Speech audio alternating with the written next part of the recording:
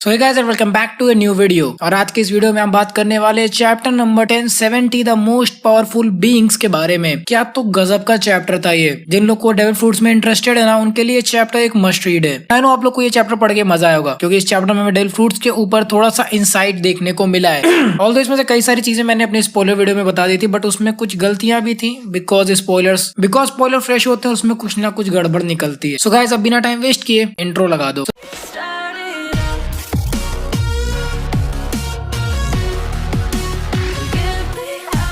Chapter number 1070 इसका title है the most powerful beings. तो द मोस्ट पावरफुल बीइंग्स आप मतलब समझ गए कि इस चैप्टर में किसकी बात हो रही है। We are talking about the seraphims here. According to Vegapunk, उसने जिस तरह से इन सेराफिम्स को डिजाइन किया है और जिस तरह से उसने इन्हें पावर्स दी हैं, उसके हिसाब से ये सेराफिम्स किसी भी चीज को सरपास करने की कैपेबिलिटी रखते हैं, इसीलिए इन्हें द मोस्ट पावरफुल बीइंग्स का नाम दिया गया है। इसके बाद हम कवर पेज में देख सकते हैं जो ओरिजिनल मैट्स का ग्रुप था, यानी कि वेगापंक के साथ जो लोग मिलके पहले रिसर्च किया करते थे। तो यहाँ पे आप सीजर क्लाउन, विंस्मोक जज और इवन क्वीन को भी देख सकते हो। एक और कोई लड़की है जो कि स्टशी जैसी दिख रही है बैकग्राउंड में, बट अभी ये लड़की कौन है इसके बारे में कोई भी इंफॉर्मेशन हमारे पास नहीं है। तो चैप्टर वहीं से स्टार्ट होता है जहां पे पिछले चैप्टर में लुची ने सेंटोमारू को डिफीट कर दिया था। तो यहाँ पे सेंटोमारू को बहुत जोर से चोट लग गई और वो नीचे गिर चुका है। यहाँ पे लूफी चिल्लाते हुए आ रहा कि लकड़हारे रे भैया क्या हो गया आपको। तो यहाँ पर लूफी इस समय सेंटोमारू से सॉरी बोल रहा है, क्योंकि पिछली बार उसी ने आके सेंटोमारू को हाय हेलो बोला था, इसीलिए शायद उसका ध्यान भटक गया था। यहाँ पे सेंटोमारू बोलता है कि मैं इतना चूतिया नहीं हूँ, ठीक है, मुझे पता चल गया था कि वो मेरे ऊपर अटैक करने वाला है। इवन मैंने उसके अटैक को ब्लॉक करने की भी कोशिश की, बट लुची का अटैक बहुत पावरफुल था। यहाँ पर लुची बोलता है कि सेंटोमारू मान गए, तुम में दम तो है, लेकिन तुमको यहाँ पर मुझे खत्म करना पड़ेगा,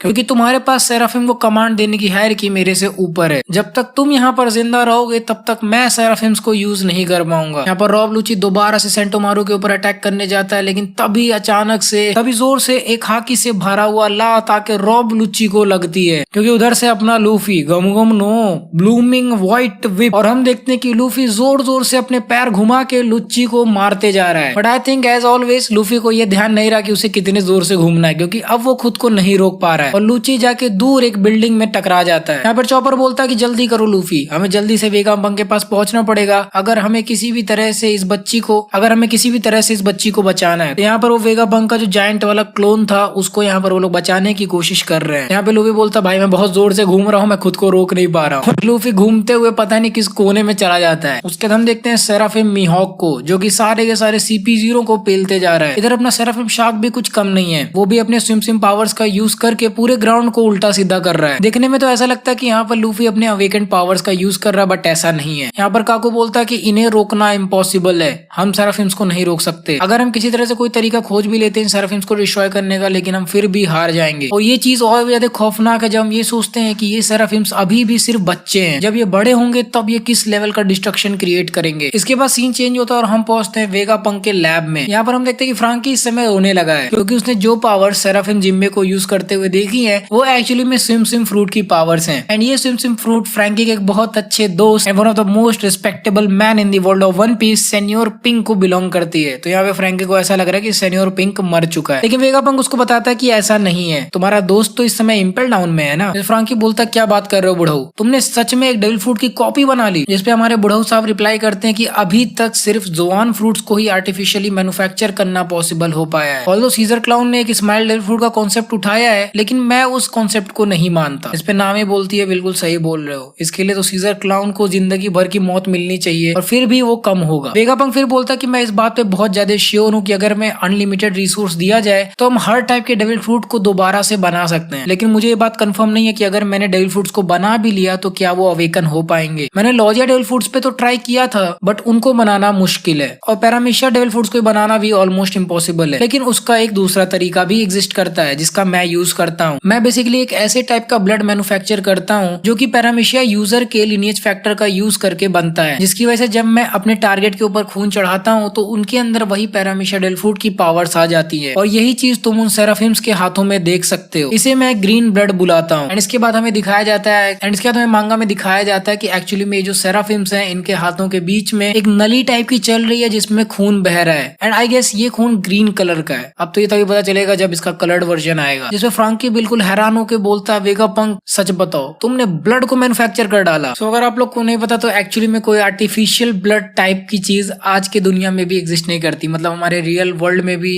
एग्जिस्ट नहीं करती। बहुत ज्यादा रिसर्च करने की कोशिश की जा रही है बट आई डोंट थिंक ऐसा कोई कंपाउंड एग्जिस्ट करता है जो कि एक्चुअली में ब्लड के काम कर पाए, यानी कि ऑक्सीजन को लेके जाना और अपने खाने पीने की चीजों को पहुंचाना, वो चीज अभी तक कोई ऐसा कंपाउंड हम मैन्युफैक्चर नहीं कर पाए। तो इसीलिए यहाँ पे फ्रांकी बहुत ही ज्यादा सरप्राइज दिख रहा है। इसके बाद हम देखते हैं कि बोआ हैंकॉक की जो सेराफिम है वो एक्चुअली में मैरो नो मी के पावर्स को यूज कर पा रही है। तो यहाँ पर उसने काफी सारे ऑफिसर्स को स्टोन में कन्वर्ट कर दिया है। तो यहाँ से हमें एक चीज और क्लियर हो जाती है कि जो मेरा नो मी है उसके पावर्स को भी यूज किया जा सकता है इवन दो सामने वाला बंदा बहुत ही ज्यादा सुंदर ना हो। अभी आई डोंट नो ये सेराफिम कैसी दिखती है बट लेट्स एज्यूम कि ये बोआ हैंकॉक जितनी सुंदर तो नहीं। वेगापंक आगे बोलता कि ये जो सेराफिम्स है ना ये मेरे सारे आइडियाज को मिला के बने हैं। इनको हम बोल सकते हैं कि हमारे आज के साइंस का यूज करके हम कौन सी सबसे बड़ी चीज हासिल कर सकते हैं। आने वाले टाइम में शायद हम इन सेराफिम्स को most powerful beings in the history of sea के नाम से भी जान सकते हैं। और ये चीज सुन के सांजी का पूरा ग्रुप हैरान हो जाता है और यहाँ पर उसको बहुत ही लॉजिकल बात करता है, कहता है कि वेगापंक बुढ़ऊ तुमको पता है तुमने इस दुनिया में क्या छोड़ दिया है। तो सांजी बोलता है अच्छा तो बेसिकली तुमने एक और नेवी का वेपन बना दिया है। और रॉबिन बोलती है कि हाँ और इसकी वजह से हमें बहुत ही ज्यादा मुश्किल हो सकती है। इसके अगले प्लान में हम देख सकते हैं कि अपना चूधा हुआ लुच्ची दीवार में धंसने के बाद वापस से बाहर निकल कर आ रहा है। इस बार उसका प्लान है कि वो किसी भी तरह से सेंटोमारू को खत्म कर दे और वो अपना शेप मूव यूज करके सेंटोमारू को खत्म करने जा रहा होता है। लेकिन तभी जमीन के अंदर से लूफी बाहर निकलता बड़ा सा मुंह लेके और वो लिटरली लुच्ची को खाने वाला है। लुच्ची की यहाँ पर गांठ पड़ जाती है और वो दौड़ के वहां से भाग जाता है वरना लूफी उसको चबा जाता। दिस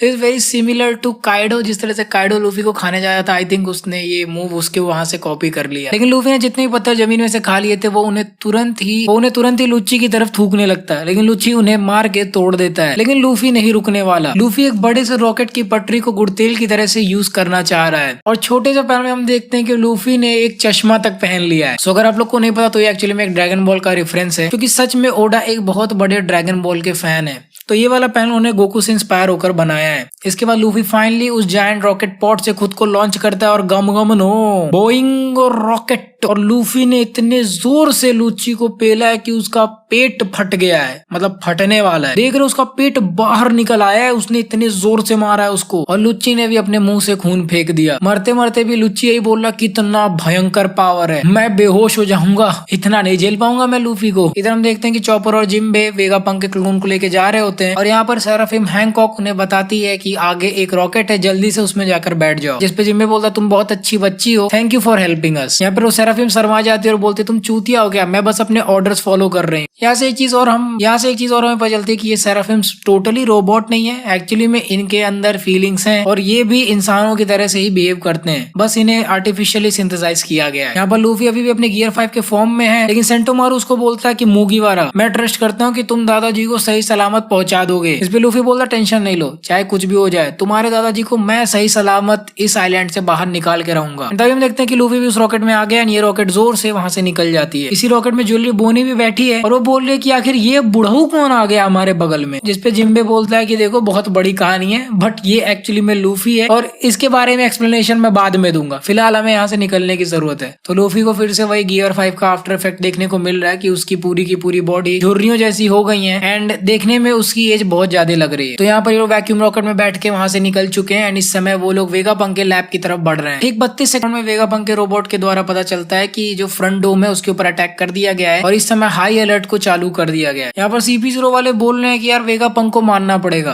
वेगापंक के लिए और अच्छा बॉडीगार्ड नहीं हो सकता था। और काकू बोलता है कि सेंटोमारू तुम्हारे साथ बहुत गलत हुआ। लुच्ची वापस से अपने नॉर्मल फॉर्म में आ चुका और स्टेशी उसको बोलती है कि हमारे यही ऑर्डर्स हैं कि हम तब तक वेट करें जब तक मरीन्स यहाँ पर ना आ जाएं। जिस पे लुच्ची बोलता है अगर हम ज्यादा देर तक रुके तो ये पायरेट्स यहाँ से भाग जाएंगे। यहाँ पर नामी का क्रू ये चीज सुन के बहुत ज्यादा हैरान है कि एक्चुअली में वर्ल्ड गवर्नमेंट चाहती है कि वेगापंक जान से मारा जाए। वो लोग उससे पूछते पूछते हैं कि यार वेगापंक अगर तुम्हें मार दिया तो ये गवर्नमेंट के लिए लॉस ही तो है, तुम आखिर इस दुनिया के सबसे स्मार्टेस्ट मैन हो और क्या तुम शांति से सो पाओगे अगर तुम्हें ये पता चले कि तुमने जो कुछ भी इन्वेंट किया वो तुम्हारे खिलाफ यूज हुआ जा सकता है। इस पे वेगापंक बोलता कि हाँ तुम्हारी बात तो सही है और एक एम्परर का क्रू भी जस्ट तुरंत ही आ चुका जब सारा का सारा बवाल स्टार्ट हो रहा है। कितनी भयंकर किस्मत है। ये चीज सुन के उसोब और फ्रैंकी बहुत ज्यादा एक्साइटेड हो जाते हैं उन्हें क्योंकि वेगापंक उनके शिप पे आना चाहता है। फ्रैंकी बोलता है कि जल्दी से आ जाइए, मैं आपको 1000 सनी की सैर कराऊंगा। उसके बाद सीन शिफ्ट होता है लूफी के ग्रुप पे और लूफी यहाँ पर पूछ रहा है कि भाई हम इस समय कहाँ पर हैं और बोनी इस समय गुस्से में लाठी लेकर कहीं पर जा रही है। उससे जिम्मे पूछता है कि आखिर तू कहाँ जा रही है, जिसपे वो गुस्से में बोलती है कि मैं वेगापंक की बुद्धि सही करने जा रही हूँ। अगर उसने मेरे डैड को ठीक नहीं किया, अगर उसने मना किया तो वो बुढ़ा आज ही मर जाएगा। उसका फिर सीन चेंज होता है और हम देखते हैं CP0 को जहाँ पे रॉब लुची पिटा हुआ खड़ा है और यहाँ पर ये ऑर्डर भी दे रहा है कि हर एग्जिट को ब्लॉक कर दो।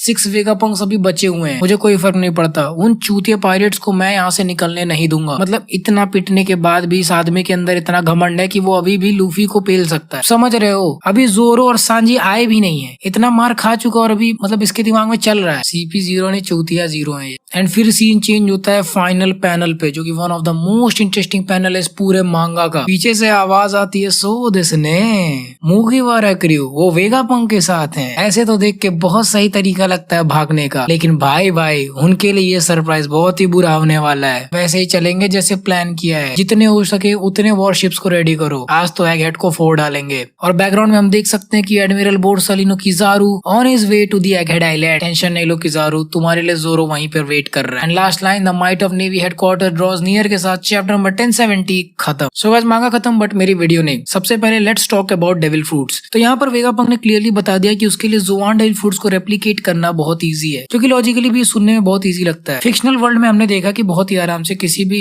लिविंग थिंग को सिंथेसाइज करके ह्यूमन बॉडी में इंजेक्ट किया जा सकता है। ऐसे हमने कई सारे फिक्शंस में ऑलरेडी देख रखा है। अवतार अभी आई थी, it is a very good example. तो अगर हम ये चीज एक्सपेक्ट करें कि वेगापंक सेल्फ रेप्लिकेटिंग जोआन डीएनए को किसी तरह से एक डेविल फ्रूट में डाल देगा तो मोमोनोसुके वाला डेविल फ्रूट बनाना काफी लॉजिकल सा लगता है। ऑन द कॉन्ट्ररी पैरामिशिया कैटेगरी बहुत ही कॉम्प्लेक्स कैटेगरी है, उसमें कई टाइप के डेविल फ्रूट्स हैं और वो किसी एक कैटेगरी को तो सेटिस्फाई नहीं करते। क्योंकि अभी देखो काटाकुरी मोची बना सकता है तो बिग मॉम सोल्स मैनिपुलेट करती है, ब्रुक जिंदा हो सकता है और बिग मॉम का ही बेटा बिस्किट बनाता है। तो ऐसे कई सारी अजीब अजीब से फ्रूट्स हैं पैरामिशिया कैटेगरी में, तो उनको सिंथेसाइज करना बहुत मुश्किल है। इसके लिए वेगापंक ने बहुत सही तरीका निकाला है, विच इज जो भी यूजर है ना उसके ब्लड को ही उठा लो और उसका यूज करके उसने आर्टिफिशियल ब्लड बनाया है। विच इज जो भी यूजर है ना उसका लिनिएज फैक्टर निकाल लो, फिर उसका यूज करके एक ब्लड बना दो। उस आर्टिफिशियल ब्लड को जब आप लाइक ह्यूमन बॉडी में डालोगे तो वो सारी की सारी एबिलिटीज उस बॉडी में आ जाएंगी, which is very easy way, क्योंकि ब्लड हर जगह जाता है बॉडी में, तो बहुत ही आराम से उस लिनिएज फैक्टर को हर जगह तक पहुंचा देगा जहाँ पे वो लिनिएज फैक्टर खुद को मल्टीप्लाई कर सकता है। चलो ये तो पैरामिशिया कैटेगरी एंड जोआन कैटेगरी की बात हो रही है। लॉजिया को लेके तो मेरा दिमाग ही नहीं काम कर रहा कि आखिर वेगापंक ने वो किया कैसे। मोस्ट पॉसिबली वो भी यही हो सकता है कि वो यूजर के एबिलिटीज को उठा ले, लेकिन देन अगेन यहाँ पर पूरी की पूरी सेल के स्ट्रक्चर को ही चेंज कर देना while maintaining the human abilities, वो चीज थोड़ा सा कॉम्प्लिकेटेड लगता है। तो वो चीज मैं देखना चाहूंगा कि आखिर वेगापंक ने वो कैसे किया। ऑल्सो जो मैंने बोला था कि इम्पेल डाउन से वो लिनिएज फैक्टर्स को उठा सकता है, तो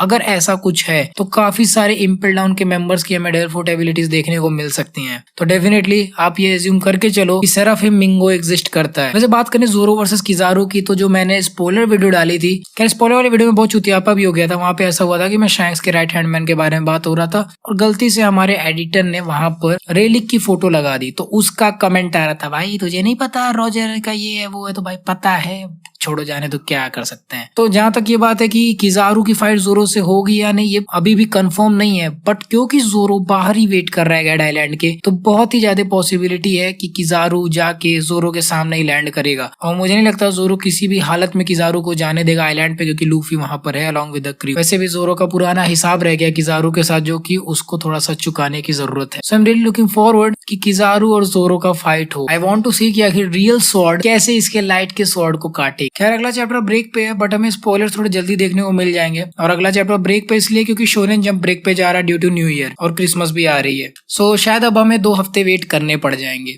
but I think it is worth the hype. And इसी के साथ end of review of chapter 1070 the most powerful beings. So guys ये थी मेरी video on chapter number 1070 the most powerful beings. I hope आपको मेरी ये वाली मांगा रिव्यू वीडियो पसंद आई। इंस्टाग्राम में डिस्कॉर्ड पर जरूर मुझे ज्वाइन करना, ठीक है। और टिंकू चैट पे आ जाओ अगर आपको गजब के गेम प्ले वीडियोस और मीम रिव्यूज वगैरह देखने हैं। और चैनल को जरूर सब्सक्राइब कर लो यार और बेल नोटिफिकेशन ऑन कर लो भाई, मांगा रिव्यूज देखने की नहीं आपको। खैर मैं आपसे मिलूंगा अगले वीडियो में। So until the next video, play on.